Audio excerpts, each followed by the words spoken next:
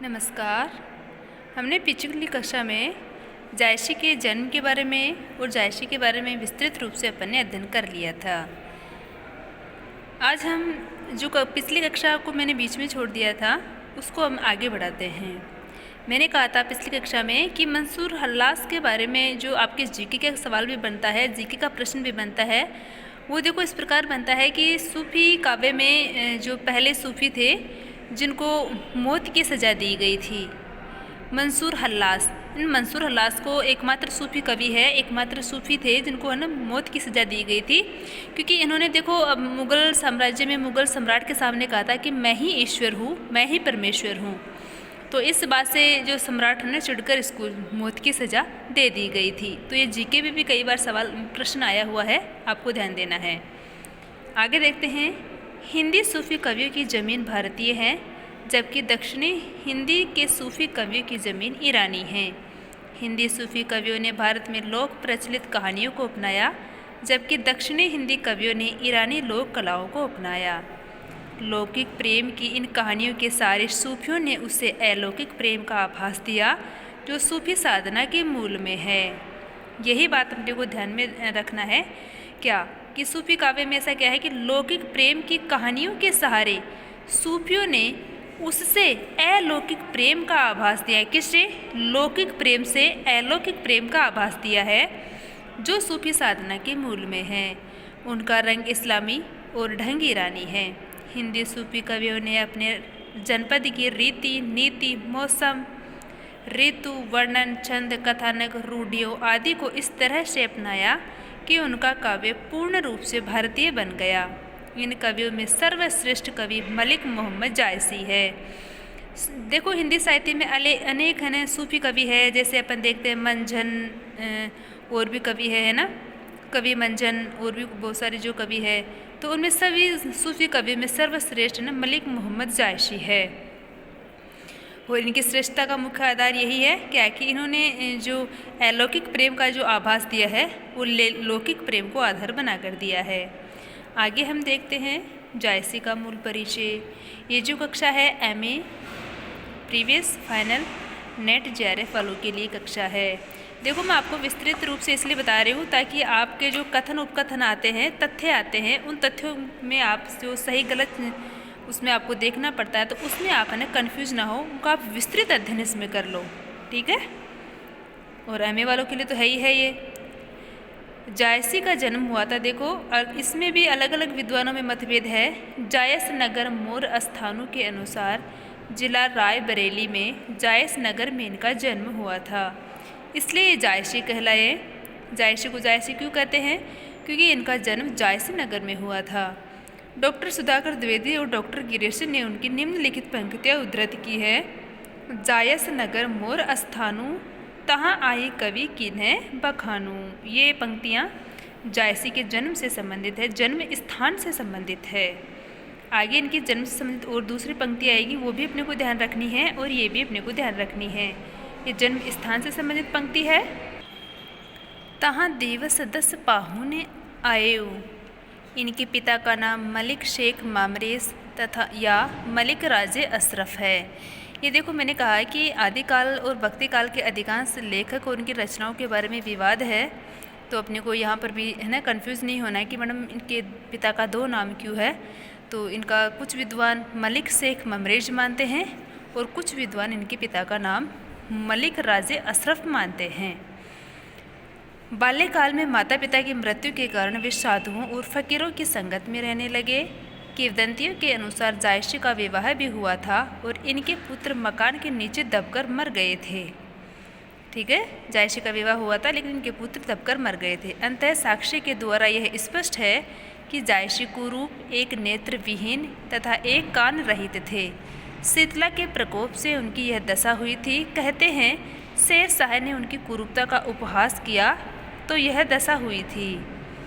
उन्होंने उत्तर दिया, शेर शाह ने उनकी कुरूपता का उपहास किया तो उन्होंने उत्तर दिया, मोहि का हंससी के कोह रही, अर्थात तुम मुझ पर हंस रहे हो अथवा उस कुम्हार ईश्वर पर जिसने मुझे बनाया है।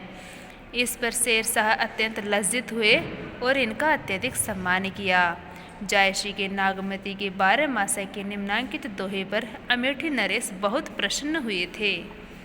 कमल जो विक्षा मान सर बिन जल गए सुखाए, रूखी बेली फिर पलुहे जो पेऊ सींचे आए। इनका प्राणांत अमेठी के आसपास के जंगलों में एक शिकारी के तीर से हुआ। अमेठी नरेश ने जायसी की यहीं पर एक समाधि बनवा दी जो अब भी मौजूद है। इस प्रकार देखो ये नेट में भी प्रश्न आ जाते हैं कि जायसी का निधन कहाँ हुआ था और ये अमेठी में हुआ था और किस वजह से, तीर से। तो ऐसे छोटे छोटे क्वेश्चन भी आपके आ जाते हैं।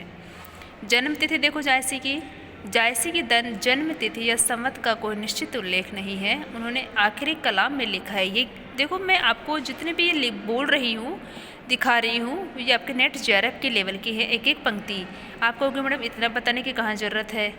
कई बार ही इसमें जो है नेट में प्रश्न आया हुआ है कि जायसी ने अपने जन्म संबंधित जो संवत दी है वह किस रचना में दी है ना। तो ये अपने को विस्तृत मैं आपको यहाँ पर बता रही हूँ। और कौन सी जन संवत उन्होंने अपने लेख में दी है और कौन सा इनका जन संवत विद्वान मानते हैं वो देखते हैं।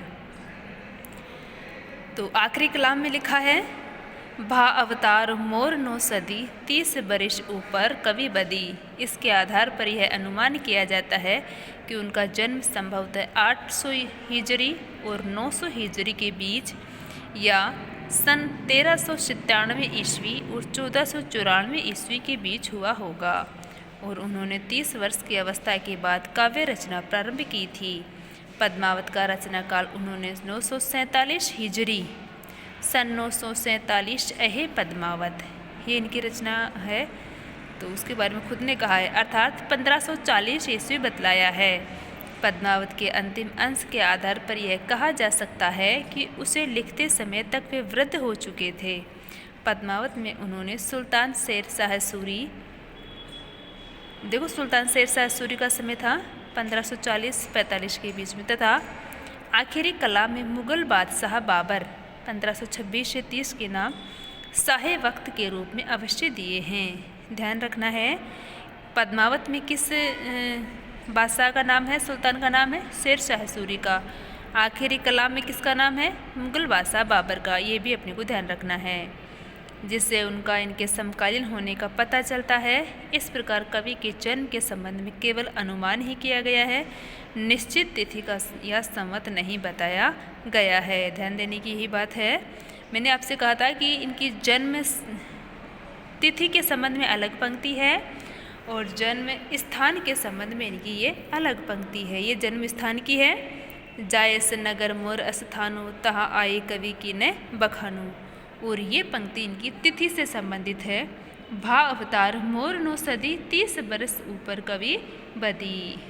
गुरु के संबंध में भी कई बार प्रश्न आ जाता है। ये एमए के बच्चों के लिए भी है, तो बीए फर्स्ट ईयर के बच्चों के लिए भी काफ़ी ये महत्वपूर्ण है और नेट जेआरएफ के विद्यार्थियों के लिए भी ये महत्वपूर्ण है। पद्मावत में उन्होंने अपने गुरु की और पंथ की चर्चा करते हुए लिखा है। गुरु की चर्चा कौन सी रचना में की है इन्होंने, पद्मावत में की है। सैयद अशरफ पीर पियारा जय में मोहि पंथ दिन उजियारा, पा पाएऊ गुरु मोहित पीठा मिला पंथ सो दर्शन देठा। अखराउट में उन्होंने लिखा है, कहीं सरियत चिश्ती पीरू उधरी अशरफ ओ जहंगीरू। अशरफ और गुरु मोहिदी सूफियों की चिश्ती परंपरा के फ़कीर थे।